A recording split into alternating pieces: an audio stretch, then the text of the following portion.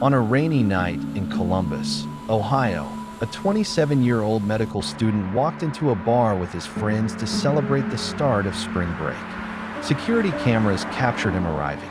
They captured him laughing. They captured him stepping back toward the entrance. And then, they never captured him leaving. No body has ever been found. No confirmed sightings. No trace. This is the story of Brian Schaefer, the man who walked into a bar and somehow never came out. Brian Randall Schaefer was born on February 11th, 1979, and grew up in Pickerington, a suburb of Columbus, Ohio.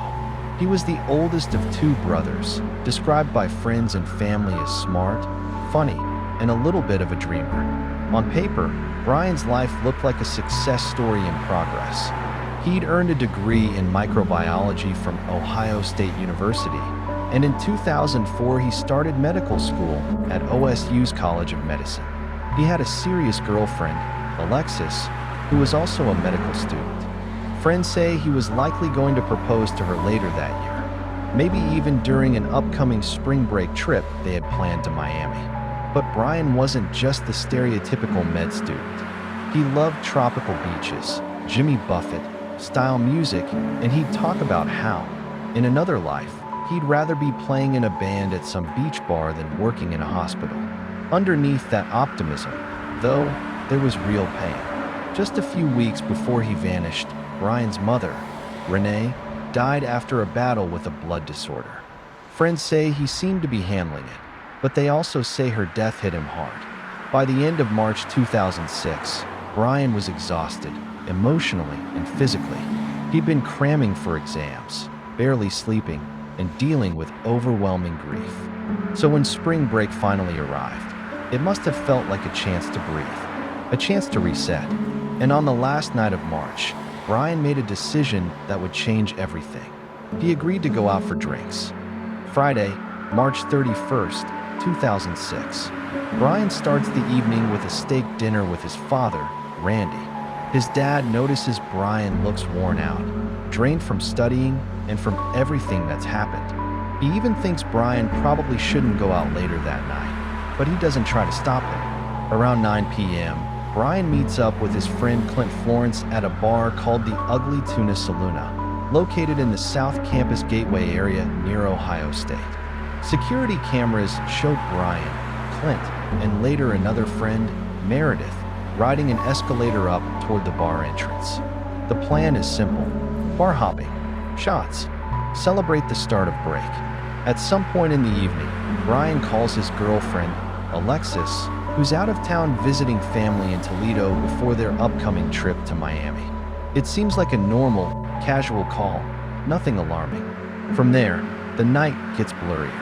According to Clint, they go from bar to bar, each doing shots of hard liquor at every stop. By the time they end up back at the Ugly Tuna after midnight, Brian is pretty intoxicated. Meredith, a friend of Clint's, meets them and gives them a ride back to the bar. The three of them head inside for what is supposed to be their last stop of the night. Inside the Ugly Tuna, the music is loud, the place is crowded, and this is where the timeline starts to fracture. Witnesses and friends say Brian is drifting in and out of the group. Sometimes he's with Clint and Meredith. Sometimes he disappears into the crowd. Then, sometime shortly before 2 a.m., Brian walks out toward the bar's entrance. The security camera outside captures him talking briefly with two women standing near the top of the escalator. Everything looks normal. He's smiling, gesturing, looking relaxed. They say goodbye. Brian turns away and walks back in the direction of the bar entrance. This is the last confirmed image of him, ever. Here's where the case goes from tragic to almost supernatural. The Ugly Tuna Saloona wasn't just some random bar.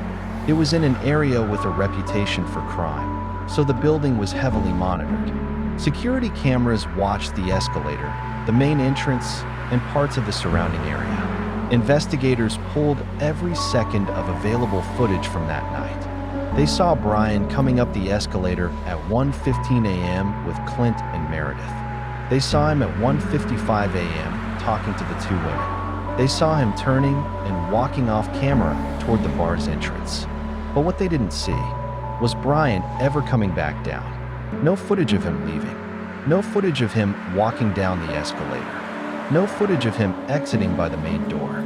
He just disappears from the video record. So what happened? One possibility is that the camera simply missed him.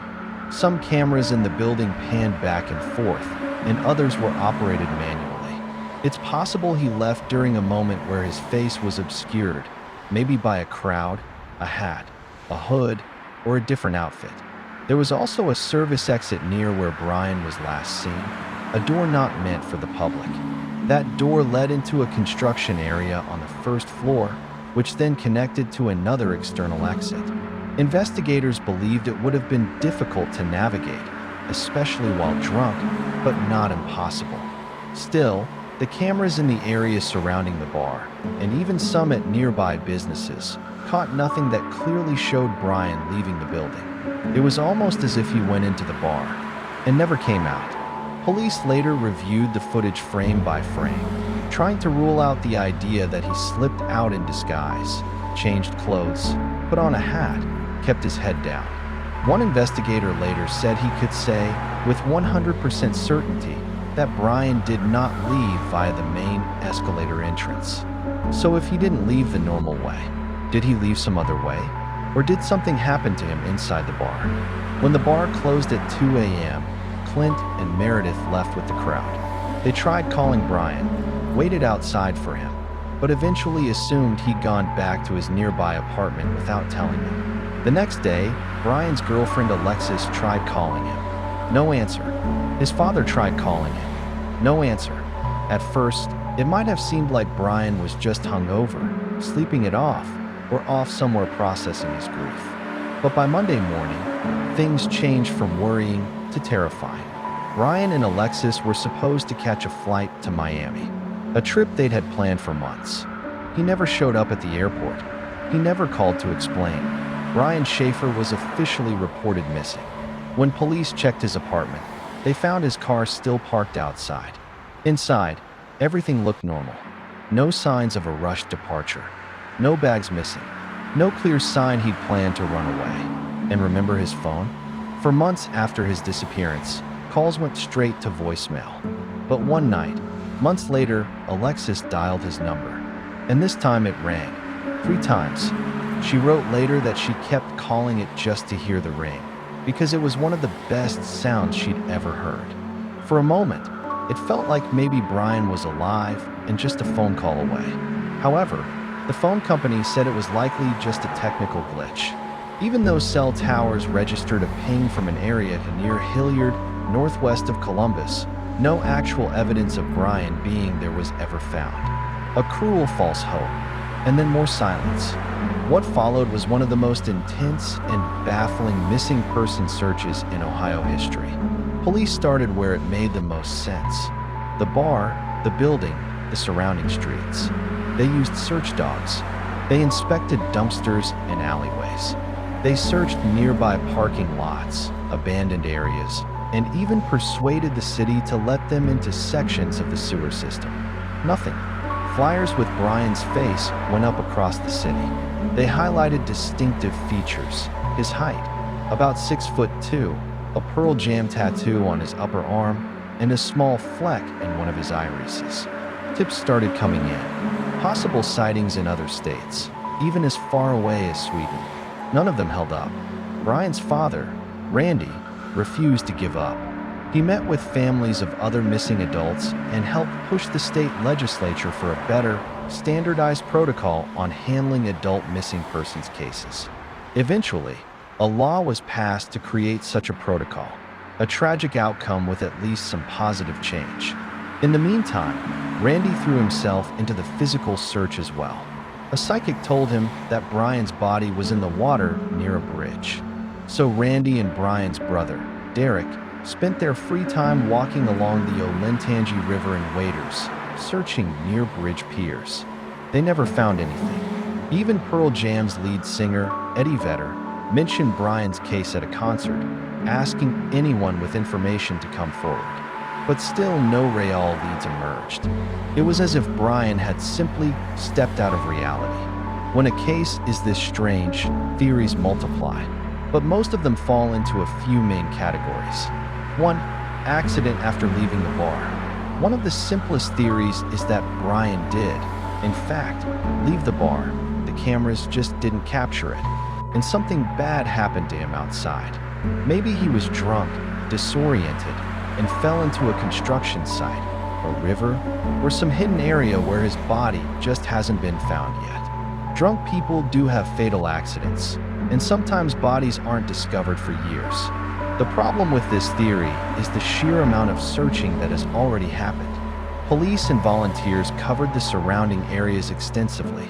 If it was a simple accident nearby, you'd expect something to have turned up by now. 2.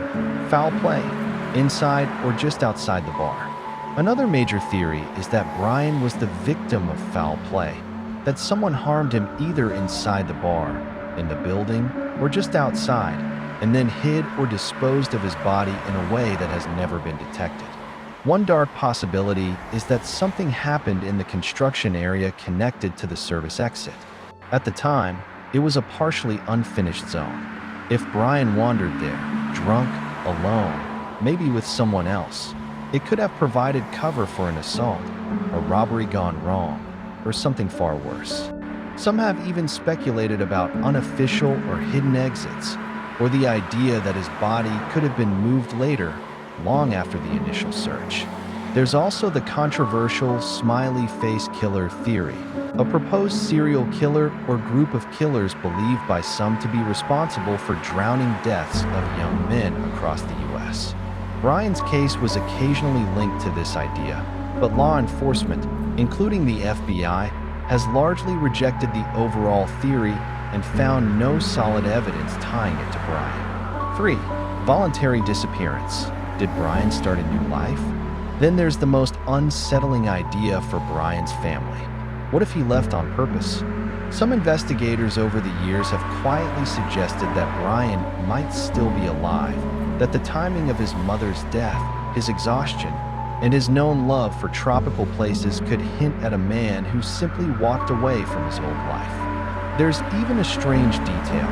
After Brian's father died in a storm-related accident in 2008, someone signed an online condolence book with a message. To Dad, love Brian, U.S. Virgin Islands. It looked, at first glance, like Brian himself might be sending a message from a tropical paradise. But when police traced the message, they found it came from a public computer in Ohio. It was a cruel hoax. Could Brian still have left to start over somewhere else? Maybe. But if he did, he left behind his family, his girlfriend, his medical career, and he's remained completely silent for almost 2 decades. That would be a decision with enormous emotional weight. 4. A hidden detail no one has found yet. Finally, there's the possibility that there's a piece of this puzzle, maybe something small, maybe something huge, that no one has discovered yet. A missing witness, a tiny camera angle, someone who saw Brian after 2 a.m. but never realized how important that moment was. As of today, the case remains officially unsolved. Police say they still get tips, month after month. The files from the investigation fill multiple boxes, but no tip has ever broken the case open. Whenever someone vanishes, attention naturally turns to the people who were with them last. Everyone close to Brian who'd seen him that night was asked to take a polygraph test, including his father, his girlfriend, and his friends. They all reportedly took and passed the test, except for one friend, Clint Florence. Clint, the friend who'd been bar hopping with Brian that night, declined to take a polygraph on the advice of his lawyer. Years later, his attorney said Clint had already shared everything he knew and didn't see any benefit in going over it again. He also claimed that police believed Brian might still be alive, and that if anyone was causing Brian's family pain, it wasn't Clint, it was Brian himself for not coming forward. But for many people close to Brian, that explanation has never felt satisfying. Brian's brother, Derek, has said he believes Clint knows more than he's ever shared. Alexis, Brian's girlfriend at the time, also suspects Clint is withholding information. although she believes Brian is likely dead, not living somewhere under a new identity. To be clear, Clint has never been charged with any crime related to Brian's disappearance. There is no public evidence proving he did anything wrong, but his continued silence and refusal to engage with the investigation have fueled suspicion and kept his name at the center of public speculation. It's one more layer of human mystery on top of the already baffling physical mystery. How can a person with friends, family, a career, and plans for the future just vanish? Time keeps moving, even when cases stay frozen. In 2019, a photo of a homeless man in Tijuana, Mexico, went viral online because he looked a bit like Brian. Columbus police sent the image to the FBI for facial recognition analysis. The FBI concluded it wasn't him. In 2021, the Ohio Bureau of Criminal Investigation released an age-progressed image showing what Brian might look like in his 40s, hoping that renewed public attention might finally trigger a real lead. Tips have never fully stopped. Police still receive calls and messages about Brian, some serious, some vague, and some clearly fake. None have broken the case. Meanwhile, the people who loved Brian have had to live in that strange, painful limbo between hope and acceptance. Not having a body means never having a funeral. Not having an answer means never fully being able to grieve or to move on. So what do we do with a story like this? A young man walks into a bar. He laughs with friends. He talks to strangers. He steps toward the entrance, and then he is gone. No exit on camera. No body. No confirmed trace. It's tempting to think there has to be a clever, shocking solution, a hidden tunnel, a perfect crime, a planned escape. And maybe there is. But the truth is, as of today, we don't know. Maybe Brian had a tragic accident in a moment when no one was looking. Maybe he crossed paths with someone with bad intentions. Maybe the weight of his mother's death and the pressure of his life pushed him to walk away from everything he knew. Or maybe the real answer is something we haven't even considered yet. What we do know is this. Somewhere out there, someone knows more than they're saying. Maybe it's a person who saw him after 2 a.m. Maybe it's someone who heard something in the days that followed. Maybe it's the person responsible.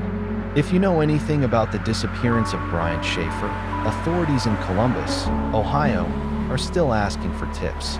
A single memory, a small detail, could be the missing piece. Until then, the case of Brian Schaefer remains one of the most haunting unsolved disappearances in modern American history. A reminder of how someone can be surrounded by cameras, friends, and noise, and still vanish into the dark. If you found this case as disturbing and fascinating as I did, consider subscribing for more deep dive investigations into unsolved mysteries and disappearances. And in the comments, tell me, what do you think happened to Brian Schaefer that night?